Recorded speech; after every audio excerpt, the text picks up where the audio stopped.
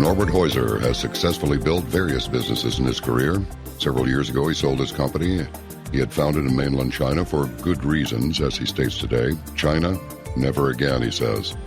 Norbert Heuser has visited and worked in 35 countries around the globe, including Germany, France, Austria, Switzerland, Belgium, Sweden, Holland, Italy, Luxembourg, Ireland, England, China, Hong Kong, the Maldives, and Malaysia. Also Korea, Singapore, Taiwan, Thailand, India, Malaysia, Japan, the USA, Canada, and Mexico.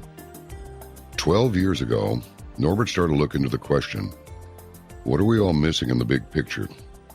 When he started to look seriously into how he could help his family, and in particular his firstborn grandson Elijah, to have a better life, he realized there are a few main problems causing health issues and even deaths.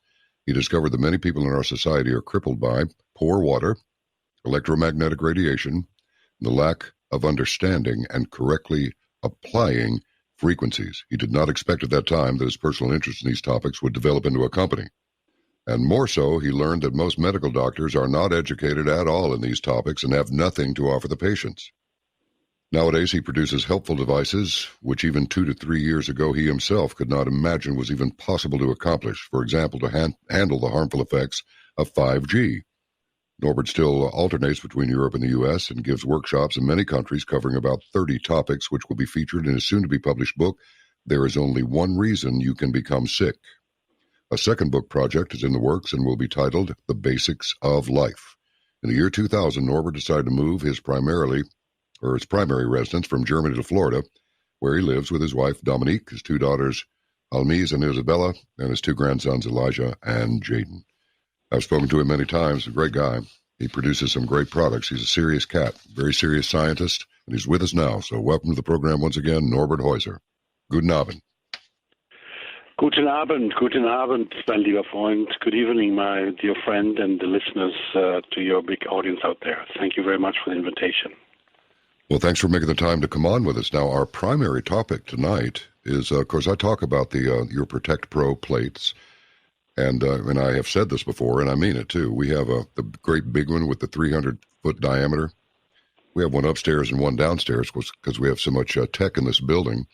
That I thought, oh, well, if more is good, then too much must be just right. But tonight's topic is regarding the bees, and we haven't heard anything about the disappearance of the bees, at least on general websites that cover general news.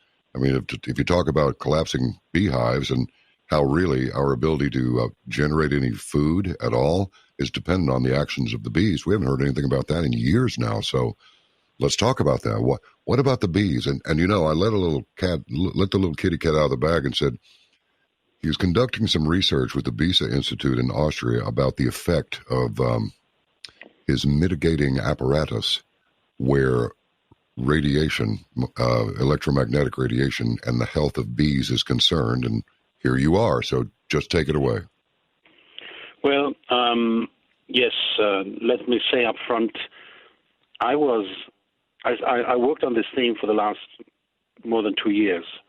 And when I started, I had no idea what I was heading into. And with every day I spent with the bees or for the bees or thinking about the bees and looking into it, I became more and more modest. And I believe that everybody who is on the show now, who listens, who is a beekeeper, him or herself, fully understands what I'm talking about. An outside person who does not take care of bees has no idea about the wonder of the bees. They make me look very small and stupid. If mankind would have the same abilities as the bees, if mankind would stick together like the bees do, we would have no problem in this world. So let me say this up front, but let me get into it to make it more understandable. First of all, we have to imagine there's a big discussion, how old is mankind? People say 50,000 years, and then they come up with 100,000 years. And some people say 5 million years is when humans developed on this planet. So I don't want to get in an argument there who's right and wrong. So let's take the biggest number, which is 5 million years. So let's say humans developed about 5 million years ago. All right. Oh, you don't have to stop. You got a minute or so. Carry on. Okay. I like to talk to violin. That's cool. The oldest real honeybee was preserved in amber and is dated 50 million years ago.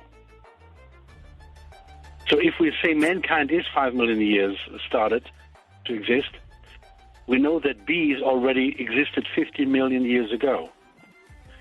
And they had to exist before us. Because when this world was developed and started by whomever, I'm not going to go into religion, but how did the pollination happen? How did the multiplication of plants and of trees and of fruits, how did it happen? It happened primarily with the help of the bees. Primarily with the help of the bees. They had to prepare the planet, pretty much, right? Yes.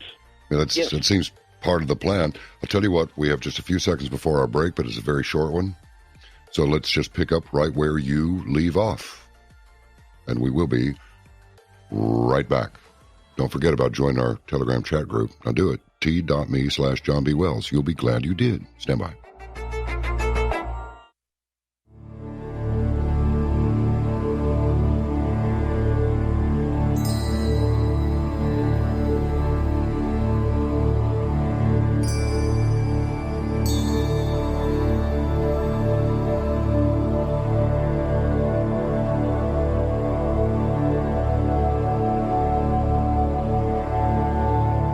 We're just getting our conversation started. So the bees go back how many millions of years, one more time, Norbert? 50 million. 50 million. And a sample was found preserved in amber. I wonder how they dated it. I guess, I don't know. I've gone back and forth on carbon-14 dating. Some said, oh, yeah, it's absolutely the bomb. And then they said, no, it's not that accurate. Then they said, no, it actually is. So I don't know how you date something that far back, but maybe you know more about that than I do. Well, I don't know more about it, and I don't want to dive into it, because at the end of the day, frankly, it doesn't matter to me whether it's 50 or 40 millions or 35 millions or 60 millions. It doesn't matter. What the point is, if you just think from the bird's eye view, when the world started as we know it today, how was it possible to get a pollination in action? You know, plants can only multiply then one way to the pollination. And the only creature who was able to do that were the bees. So the bees prepared this world with all the fruits and the trees and the flowers and what have you. And again, whether it's 50 million years ago or 40 million, I don't care. They were there long before humans were there. And only because they were in existence, humans could live by the fruits these animals helped to plant and to raise. And there's an interesting cave painting in Spain where prehistoric people lived in caves. And in one particular cave which they found, which is full of drawings of hunting and so on, hunting scenes with bow and arrow, one of the drawings shows a person who climbs a tree with a kind of handle pot in one hand, and with the other reaches into the tree hollow and pulls out honeycombs. And this cave drawing is 8,000 to 12,000 years old. That's an amazing long time ago. So already it certainly is. This time they painted the bees and like next to their hunting scenes with bows and arrows. Okay, that's very historic, but that's a fact. Now, making a big jump ahead, about 400 BC in Egypt, honey was the fruit of the kings and emperors. Honey was in great demand, not only as food of the gods, it was known as food of the gods. The wax of the bees was also very valuable, since wax candles were a luxury. We don't know that today, but wax candles was a luxury. As well were wax seals, which were hard to find, and only like in court and higher places were used. And only rich people, very rich people, had access to honey at this time. And honey was the first, so to speak, sweetener, and it was praised as the gift from the gods. Then the next jump happens in the Middle Ages.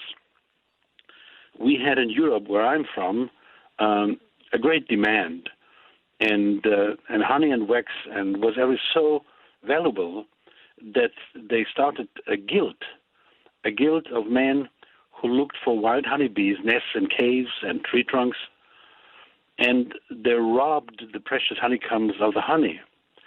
And they got a name. They called themselves in the German language Seidler. And they went that far that they had to pay taxes to the king and the church. And they had to give away part of the wax and the honey. And they even had their own court system in the 11th, 12th century. The jurisdiction, the Seidler court, was very known, and so they were a part of the trade of the business, like the carpenters. And it's still today you have in the German language sometimes pops up the word Seidler for locations or as a family name. And coming from the robbery of the bees, so to speak, they were primarily hunting in forests. At that time, there were no beehives or boxes, but artificial caves were carved into old, thick trees where the bees would have their station and their home. They could take easily away the honeycombs from these locations. But it was a very respected profession, and they had even their own civil rights. So this time, only rich people could afford desserts and the sweetness for honey. At the same time, one discovered that one puts honey on open wounds, that they had a medical effect and an antiseptic effect, yes. And still in some places today in the world, third world countries, they do this. So as long as there was no beet sugar back in the 19th century, honey was the subject of sweetness, of value, of desserts, and only slowly later on the peasants could get their hands on honey. And the way to do it was to build their bees an artificial home, which we nowadays, of course, the beehives, which at the early time, again, didn't exist. We were talking about wild bees where people went after, found the locations where they settled, which was often in old tree hollows. And then by time to time, they started to make frames in which then the bees would build their location. And you could see exactly how healthy the bees were as long as there was a queen which was still laying eggs. We have a queen which lays the eggs, and that is the heart of every beehive. Interesting enough, the beekeepers nowadays, I must say, have my biggest respect. And what beekeepers do for our society is as unknown and as unpromoted as what the bees do. The problem with bees, not jumping too much ahead, goes that far that the pollination is so much in danger that in China, for example, you have wide areas where women with their hands are pollinating each flower. This is a completely incredible job. I was just thinking that's an amazing job. Now, just looking around here, what causes the bees to disappear? Bees are disappearing for a number of reasons. Some of these reasons include two types of parasites, a certain type of pesticide, and a phenomenon exclusive to bees called CDC, or colony collapse disorder. So what is the colony collapse disorder? Now, if you allow me, I would like to finish the story of the bees, another 2-3 minutes, before we go into what I call then the booby trap, okay, the booby trap. But I want to create first, if you agree, a bit more understanding about the bees. Certainly.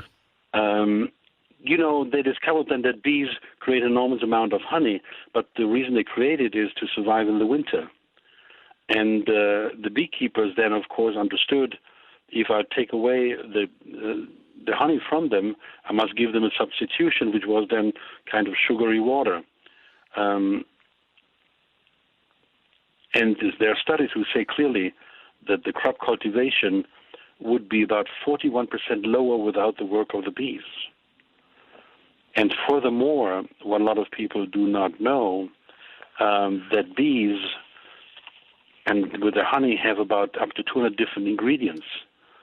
Besides, it contains vitamins B and C, proteins, enzymes, mineral trace elements, pollen, hydrogen peroxide, and as I said, is a disinfectant.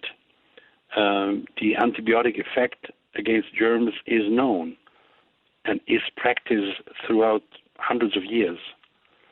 So these are things which we take for granted we don't know. But the biggest inspiration for me was when I found that the beehive is a total, I would say, spiritual organism. A spiritual organism where the individual bee does not count but the group. And they have enormous, extremely astonishing abilities and survival strategies. They react with very surprising intelligence.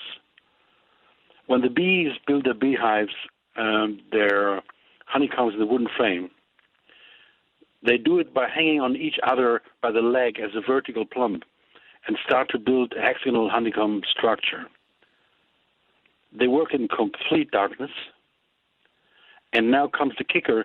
They perfectly create these honeycombs in the perfect same size. The honeycombs sell for honey, and the worker dolls are always, now listen up, 5.2 millimeters. There are 5.2 millimeters for the worker dolls, not more and not less. And for the drones, they're 6.9 millimeters precisely. All the time, every day, every year. It's amazing. Yes. And then when we come now to the problem area, an unbelievable study was done on Greek islands. And before we go into this, we have to know that the bees not only send signals to pollinating through colors, shapes, and scents, but also through weak electromagnetic fields. We have on the world and the earth a natural electromagnetic fields.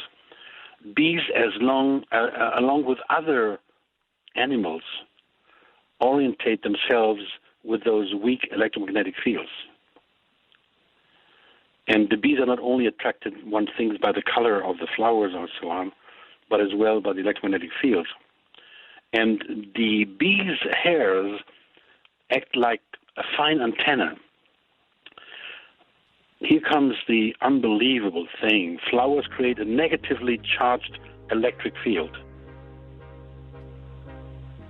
What creates the field? The flowers create a negatively charged electric field.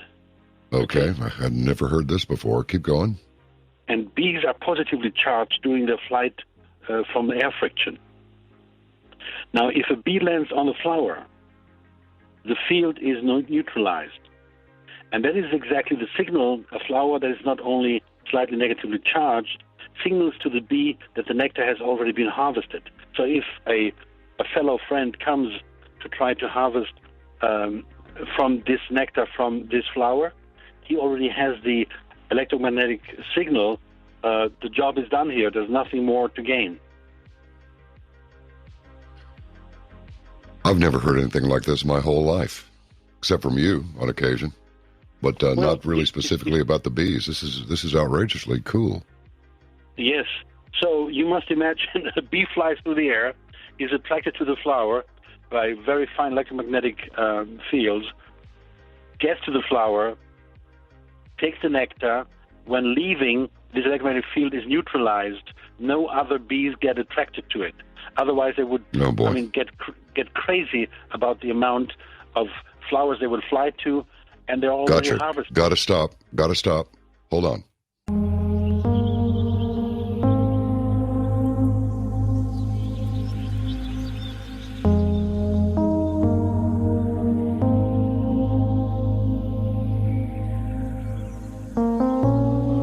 Welcome back to Caravan to Midnight. Welcome if you're just joining the program. Our guest is Norbert Heuser, and he's telling these amazing stories of bees. If I've got this right, the flower has a negative charge. The airborne bee, by passing through the air, gets a positive charge. When it lands on the flower, it can tell whether or not the pollen it's looking for has been extracted or not. Well, unbelievable. When because of the two negative different charges, of course, the bee lands on the flower and extracts the pollen. And by doing so, and by the time it leaves, the field is neutralized. The field is neutralized at that time, and new arriving bees don't even try to go to that flower because they know it has been harvested, so they don't waste their time. All right. Well, please carry on. This is fascinating as always, Norbert. Well, I hope I can contribute something, but then again, I'm just a beginner in all that, and as I said, I became very humble when I looked into the work the bees do for us. And again, the vast majority of our society has no idea, as the politicians have no idea, and only truly the beekeepers deserve all our respect and our kudos for what they're doing aside from this modern active society. Now, we talked earlier on about the history of the development. Now, once the beet sugar emerged in the 19th century, the expensive honey sugar was then widely replaced by the beet sugar, which was then a change in the attitude towards honey, and honey lost its importance in the general society. And we have not to forget that honeys were originally only coming through wild bees, of which we have nowadays still a lot of wild bees. Not everything is in our farming of honeybee situations. We have lots of wild bees out there who are as well under attack. So when I mentioned that honey is a natural remedy and on top of that a diet supplement, that is what it is. Good. So now there was a very interesting study done in 2015 on 2 Greek islands. They made a test, and they proved that the intensity of the irradiation increased. The number of wild bees nesting underground rose sharply. So once they were stronger exposed to what we call nowadays electromagnetic radiation, 4G and 5G, at this time it was majorly 4G, the wild bees tried to go underground to protect themselves from the electromagnetic radiation, which makes sense underground, while honeybees normally live in their stocks, which we have in our farming with the beehives. They could not easily just get away somewhere. Traditionally, they always were in hollow trees and rock niches, but now they're trying to run away, so to speak. In the last 60 years, as you know, I work strongly on electromagnetic radiation, which is basically a theme like 60 years now. One can say 60 years. 1960, the electromagnetic radiation, Wi-Fi started big time through the armies first and then through the industry. So what has happened is that the bees did not need us. They never needed us. Nature never needed mankind. Nature never needed mankind. Mankind needed nature, which would have been okay if we would have not screwed nature. But I can say, looking from the bird's eye view, that mankind has systematically screwed nature. The earth is depleted. The oceans are filthy and dirty and polluted and microplastics everywhere in the rain, everywhere. The air is polluted. We have screwed up the planet. And looking into that, I can only assume that another 1-2 generations, if we keep living like this, mankind may be extinct. And you know what? We deserve it. We deserve it to vanish from this planet. No, we deserve a lot. Sorry, say again? I say we deserve a lot. From nature to our conduct within the political system. I mean, just pick something that we don't deserve. Pick something that we've done that we don't deserve being punished for. I can't come up with much. No. We have the highest suicide ever. We have more war activities. The financial system is gone. The pension plan system is gone. The education is more than questionable. Our marriages, our families are in a catastrophic situation. So every key indicator which shows you how healthy a society is on a downspin. There's on a downspin. And the only thing they're saying, we have an average higher life expectancy. Well, first of all, we don't know what the life expectancy was 2,000 years ago. There were no statistics. And on top of that, to spend the last 10 years of your life with Alzheimer's in an elderly home, what life expectancy is that? I don't see what life is that? Oh, yeah. You know? Understood. So what the bees survived, whatever it is, 90 million years. In less than 200 years, in less than especially 60 years, we have screwed up the life of the bees. All right, hold it right there, Norbert. We're going to stop for 2 minutes and then come right back. We want to hear everything you have to say, okay? So remember what we talked about. Join our chat group and don't go anywhere. Just stay right there.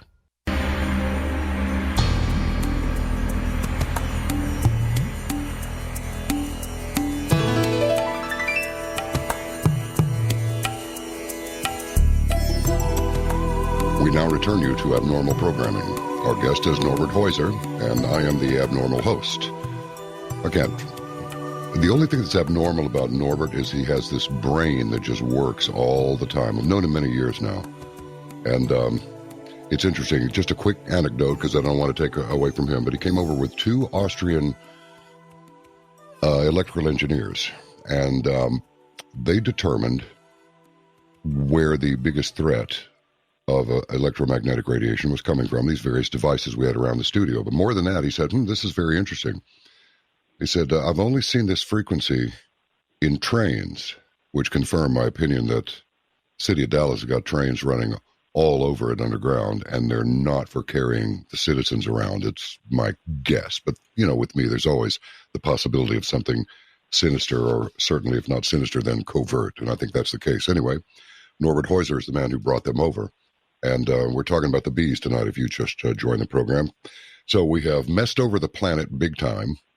In 250 years, we've managed to mess up millennia upon millennia of relative, shall we say, ecological stability. So now we got all this 5G blowing around all over the place. So just take us where you want to go, Norbert. Well, what has happened is the bees, like all other animals, didn't need us, but we made them to work for us. So they produced the honey for us. They had more and more difficulties now to survive, as there are very few natural forests with old hollow trees and undisturbed caves for them to make hives.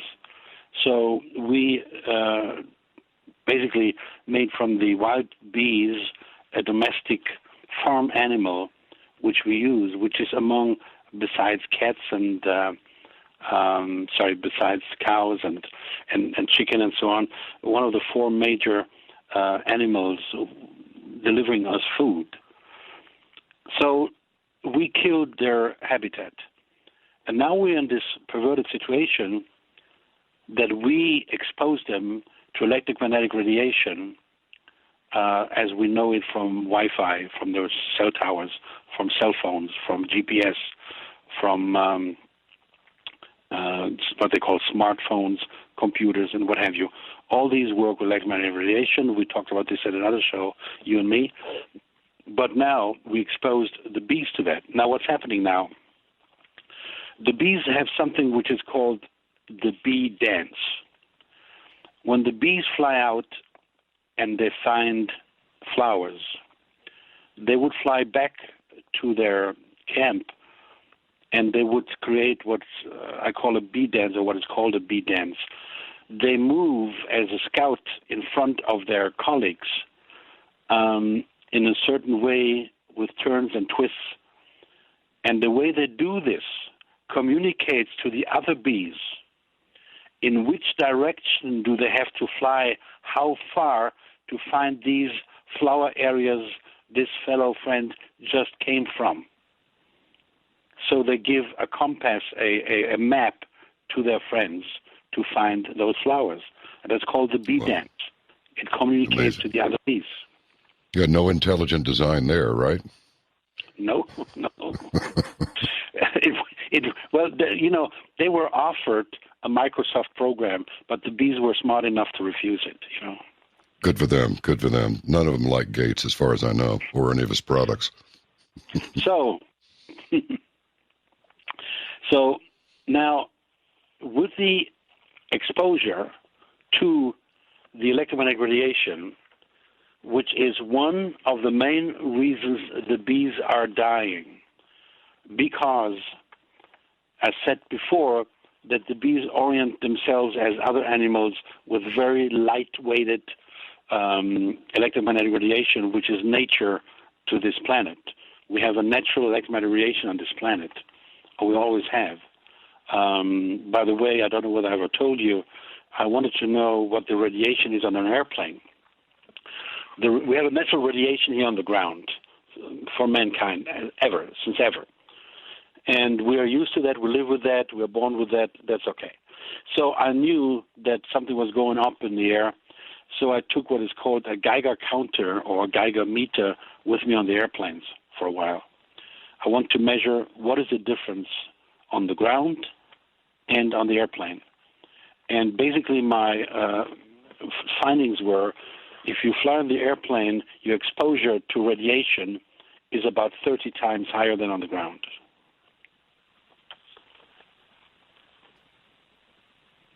All the pilots that I've known, including myself, took a real beating on exposed skin in those cockpits, even though we were flying that high, 12, maybe 16,000 feet sometimes. But you're absolutely right. It weathers you. It really does. Yeah, and it's the radiation, of course, I'm talking about. Yeah, and when you look at the breakdown of cancer by profession, the airline pilots are, I believe, number one by cancer and by profession.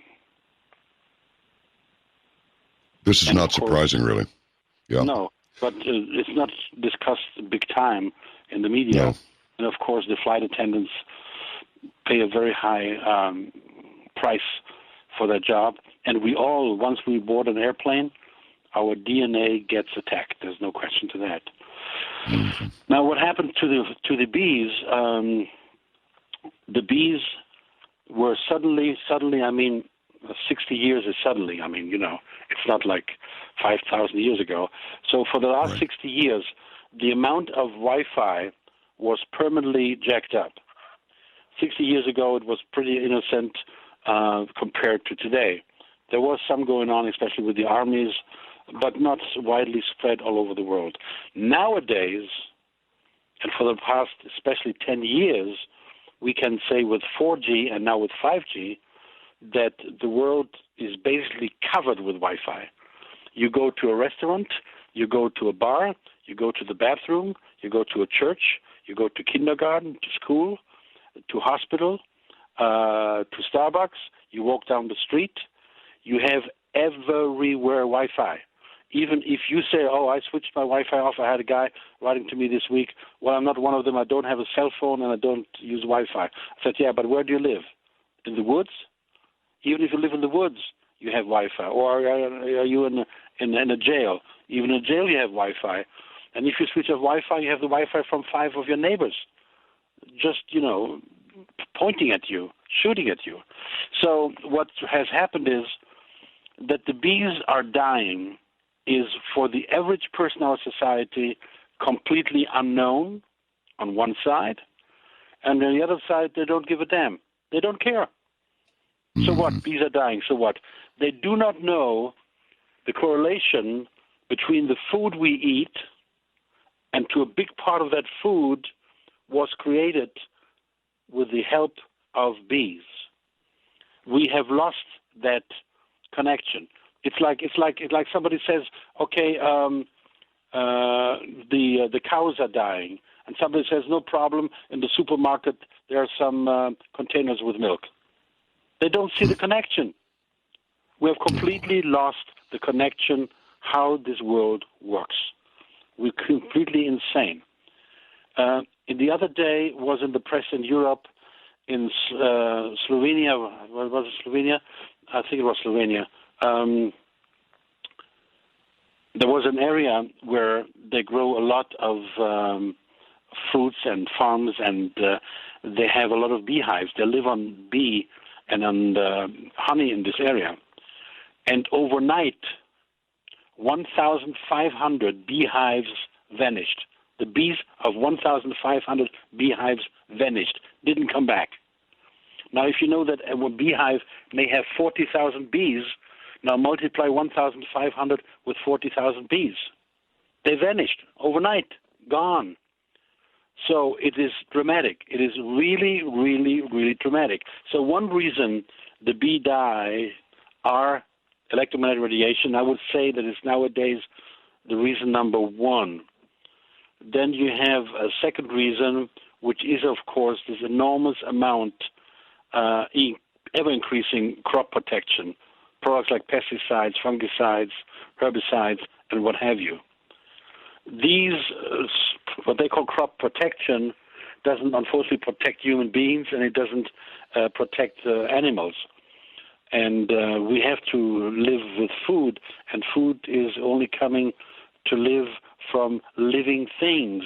And if we kill these living things, we cut the life out of it with all these fungicides and what have you. So the bees, every time they go out in the fields, more or less, they're confronted and collecting these, let me just say, poisoning materials. So you have on one side the poisoning materials, you have on the other side the electromagnetic radiation, and then we have more and more what we call a monoculture of flowers, of plants. Bees used to live for millions of years in a wide range of flowers all over the places, a big mixture. Nowadays, everything is monoculture. You have only this, only that, and only the other, and the natural harmonic mix is missing. It is just missing. Humanity has not understood what's going on, because with all the things happening, the bees may be the last nail in our coffin. Our ecosystem is just dying. It's catastrophic. And no words I can use would be strong enough to wake up all listeners, to make them aware what's going on, besides poisoning the ocean and the air and what have you. The politicians will not do anything, and the big industry will not do anything. They just ignore it. They just ignore it. And of course, as you mentioned some while back today, there are bee pests and natural enemies, and the varroa mites and other predators are some of them. But they had these always, more or less. But now what happens is, the more healthy the bee is, the more strong the bee is in defending itself. And so these animals, these enemies have taken over as well in beehives. So if you put all this together, I would say these are the main reasons why bees are dying by the trillions. Here in America, I learned a statistic that we have about 125,000 beekeepers. And the vast majority of them are hobbyists with less than 25 hives. But then we have the commercial ones, they have 300 or more hives. Well, bees aren't the only ones, ladies and gentlemen. I'm looking at this website called therevelator.org. 32 orchid species in Bangladesh. You might say, well, I don't care about what's going on in Bangladesh, but 65 North American plants. This is just in 2020. 22 frog species. 15% of mite species. I mean, all kinds of stuff. All of this life has a purpose. Remember, there's a difference between everything happens for a reason. Well, duh. If there wasn't a reason, it wouldn't have happened, right? But the point is, doesn't everything happen for a higher purpose? Everything that's happened was supposed to happen because it happened. This is Caravan to Midnight. I'm John B. Wells. Our guest is Norbert Heuser, and we shall be back in just a couple of minutes. Thanks for being here. Stand by.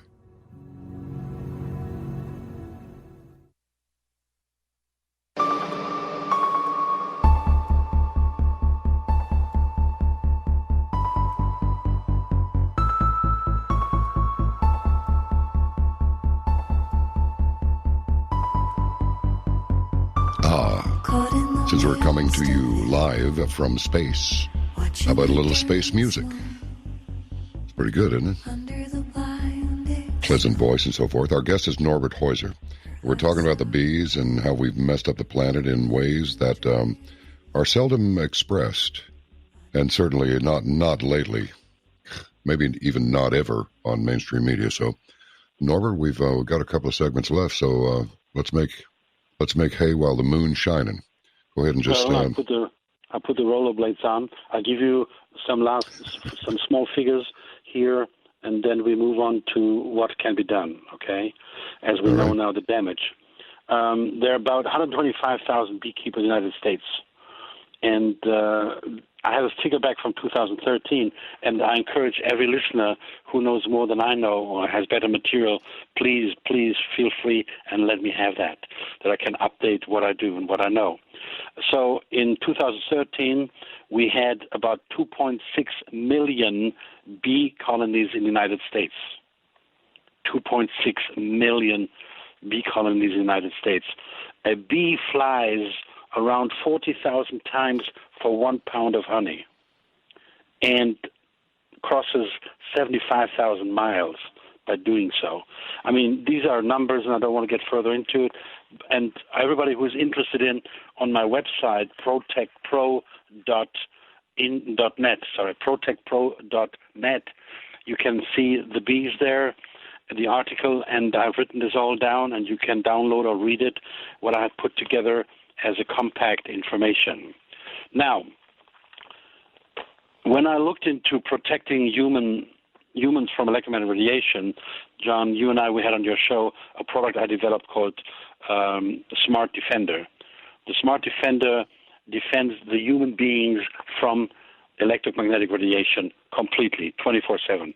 We did it in another show. If somebody interested in, please listen to John's show we did together. Now, of course, people came up to me and discussed and said, look, I have to create a device which protects the beehives from electromagnetic radiation. So I designed the Smart Defender for human beings for the bees. You take that round plate of 9-inch and put it into a beehive, and it covers 75 feet in radius around the beehive where it's placed, all the beehives within 75 feet, that no electromagnetic radiation can bother anymore the bees. There was a trick to this, because in my protection for human beings, I had to incorporate the protection from geopathic stress zones.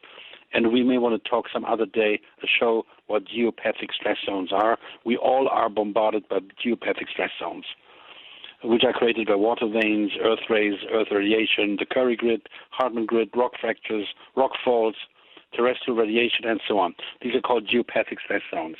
Now, the bees I was not supposed to protect from geopathic zones, because bees, like some other animals, need to live in such a zone. While human beings would be harmed, some animals want this geopathic zone. Why this is the case, I haven't found any answer. Nobody knows, but just a simple fact. Like, for example, cats do the same thing. They want a geopathic stress zone. So I had to design a device, which I did, which leaves them in the geopathic stress zone. It doesn't kill the geopathic stress zones, but it does everything else to protect the bees. So cool. Are these things? Go finish your thought. I got to ask you a question. I'll ask you in a minute. Go ahead. Sorry. Go ahead. Well, are these things in any way related to what have been called ley lines? Yes. Ley lines belong to geopathic stress zones, and I offered to you as my old partner and friend and co-fighter in the Better World to make one show about geopathic stress zones where everyone is bombarded with, and I will be happy to explain it. But yes, ley lines are part of geopathic stress zones. Okay, so, please carry on.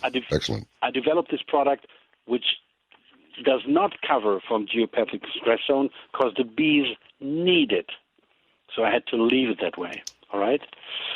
So I created this product which covers the bees, and then I created something which I called a gag. I needed some fun in this. Now, when the bees fly out and they're protected within 75 feet in their hives from electromagnetic radiation. Now they leave the area, and of course they pass by nowadays hundreds of transmission towers out there and what have you. So they would be bombarded again, right? They would be bombarded again. So I designed in quantum physics, and this is only possible in quantum physics, I designed what I called their backpack. And their backpack, they take with them that protection from their home. It turns out for them a mobile protection against electromagnetic radiation. So they fly out through the world, no electromagnetic radiation gets to them, they come to the flowers, they take their fruits from the flowers, and now the fruits are bombarded with all these pesticides and what have you. And the package I created for them in quantum physics nullifies the negative information of the pesticides on the flowers. So they fly home now with pollen which is not bombarded by chemicals, without electromagnetic radiation, and fly safely home, can do their beehive dance, and can live what I will call now a normal life under the given circumstances. This is absolutely unbelievable, but you talk about so many things that are absolutely unbelievable. We need to take a little break here, but it's not very long, just a couple of minutes. We'll get right back with Norbert Heuser on this episode of Caravan to Midnight, To Be or Not to Be.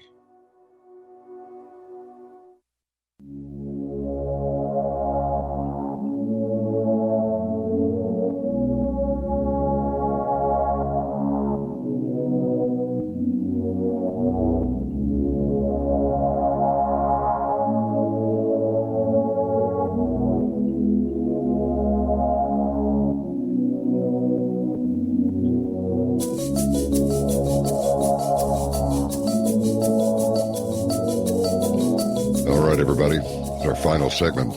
The segments are just going by a little bit too quickly for my liking, but we're with Norbert Heuser right now. Norbert, just carry on, talk about whatever you want to between now and the end of the program. Well, we have only a few minutes left, so I got to cut short. So, of course, if somebody listens to what I'm saying, you have two options. This guy is full of it, or it's true. There are only two ways to look at it. Now, I have engaged the BISA Institute in Austria to scientifically test my products, all my products. All my products have been scientifically tested by the BISA Institute, and I have more than 1,600 pages of expertise and findings and their certificates. And for this bee theme, they have a total finding and research and papers of 313 pages. They covered 313 pages of expertise. I must admit, these are in German. Some of the certificates and tests and some products I have been able to translate into English, but I'm a one-man show. I have to do it myself, and I have problems to translate 1,500 pages. But it all exists in German. I can guarantee you that a certificate exists in English. Now, so nobody should believe what I'm saying, I can say a lot till the cows come home. And I want, before the show is over, salute all beekeepers out there. I salute you. I know the importance of your work. I'm jealous of what you know and what you do. And I'm thankful and grateful what you do for the society. The society doesn't thank you enough. They don't know. It's a shame. And you work a very honorable work. So thank you very much. And for the people who buy honey, on my website, you have protectpro.net. You have the button about the bees, and I put there some dozen videos from YouTube. I put them together. Please watch these videos. And one thing is my message, among others. Do not buy cheap, compromised honey.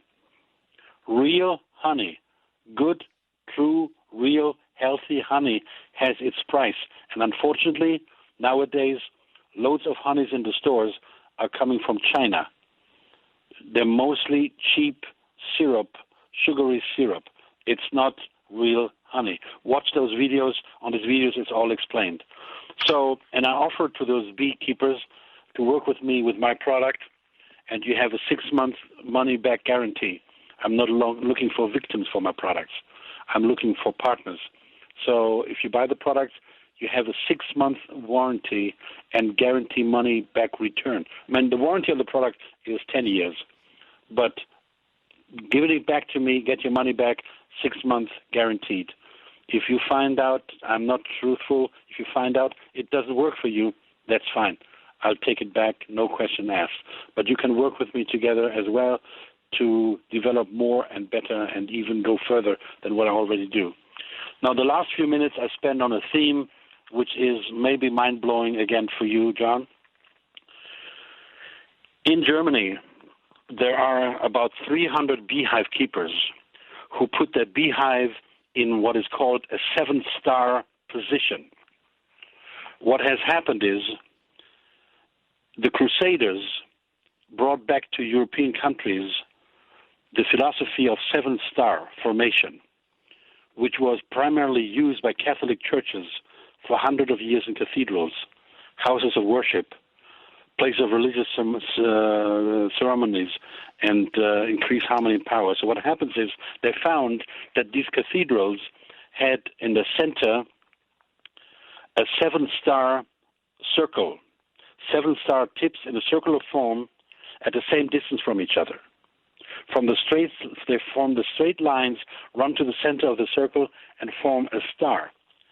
And by doing so, terrestrial and cosmic energies are captured via these star tips, which act like antennas transmitting to the center, and from the arch back to the tips in a constant cycle. Does this matter what material you use to make these? No. 7-point stars? Okay, no. Keep going. So on my website, you see the write-up. And in the write-up, I took a plan from a cathedral, from a Catholic cathedral, and I painted in red that star for you to find it in the plan. So the Crusaders brought the 7-star philosophy back to Europe, knowing that these worship places were powerhouses. Where did the power come from? Or like, let's call it healing situations. Because the energy was so high, collecting the energy from the world in these locations. And if you think about that, you may connect the points, the dots to Mr. Nikola Tesla. There's some correlation there.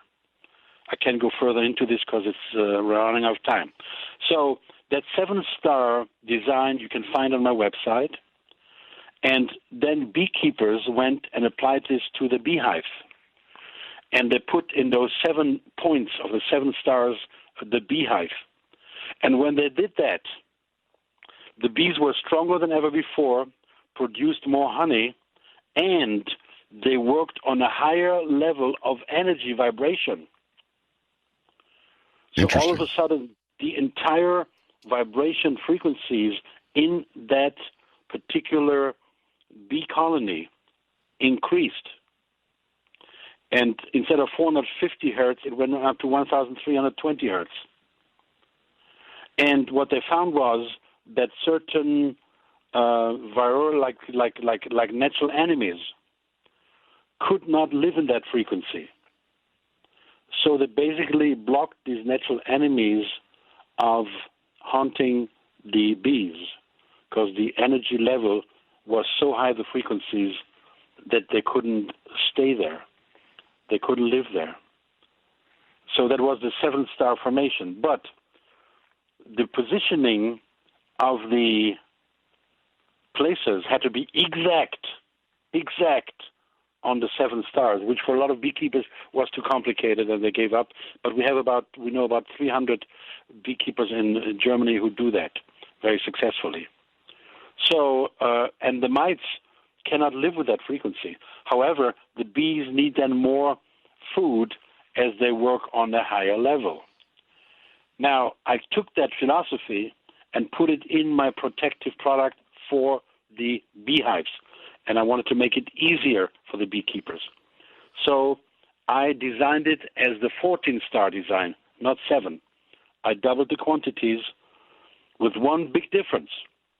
Now you do not need to put a beehive exactly at the top, at these top points of the stars.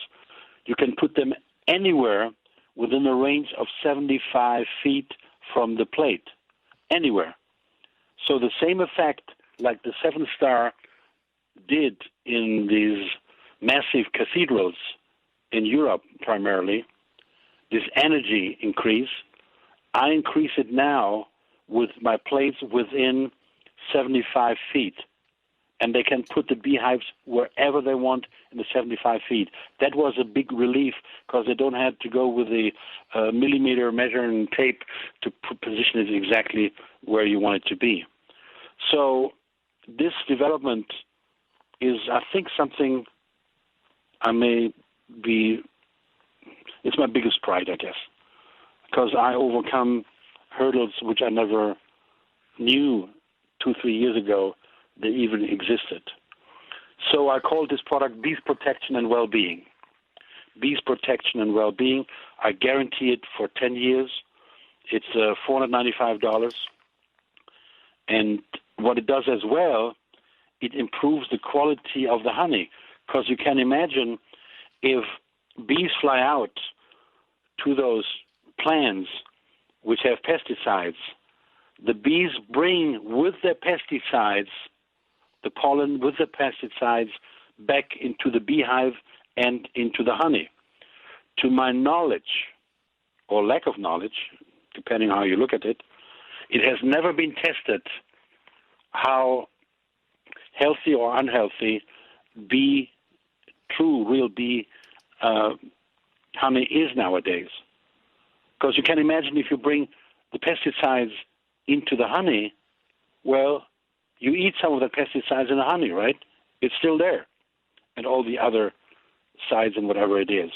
Now, on my website and on the testimonials, I have listed all the products which we protect from, all the dangerous species animals which attack the bees, and all the chemicals which we protect from, which I have built in my quantum physics computer. So the quantum physics computer covers all this, and these are, the list goes on and on and on. I don't want to bore you. The time is too valuable, but you can see this on my website, all those chemicals which we have built in to nullify them. We nullify the chemicals so they have no more impact on the bees, and they have no more impact on the honey. John, I hope that was not too much information, but I think it's extraordinary. Now, okay, so this plate that you designed is specifically for beekeepers, yeah? Yes. Okay, because I've told people before that you have 3 sizes. You got the key ring size for people, then you got the intermediate size for a smaller room or office, then you got the big one with a 150-foot radius on it. There was a thing that came out recently, Norbert, about it was just a little documentary on Tubi, Tubi, called "Confessions of a Time Traveler: The Man from 3036." And he sounded like a regular guy, but he said something that I think we all know. But he said, you really don't want to hear what the future's like. You really don't. So this fellow named Jack Helms got him talking, and he said, they're going to find out that all these cell phones that they're carrying around is the worst possible mistake you could make. I saw one of these Z Fold, these folding mobile phones lying on a guy's desk, and he moved it just a little bit, and a paper clip jumped right onto it from about 3 inches away, clinging to the screen, which is the side that goes against your face. Just take a few seconds and tell us, how much danger are we in from electromagnetic radiation? I mean, seriously, not fear-mongering, just the facts, as only you can give them. No. Look, I'm an optimist. I see a problem and I try to solve it. The Wi-Fi, which of course manifests in the mobile phones to a widespread, the Wi-Fi is the end of society as we know it. Well, that pretty much puts it all into focus. If we don't protect ourselves, we will be gone. Every third person at the moment is dying of cancer, and the number's going up. Where does it come from? The development of Wi-Fi exposure goes parallel to the development of cancer, of which cancer only one form of illness is, okay? Understood and appreciated. Norbert Heuser, thank you very much for coming on the program. And thanks to all of you for being here tonight. Why would a honeybee need a stinger? It gives up its life when it implants the stinger in the target. It's because its hive and its fellow bees are valuable. God bless you, everyone. Talk to you tomorrow night. This is Caravan to Midnight.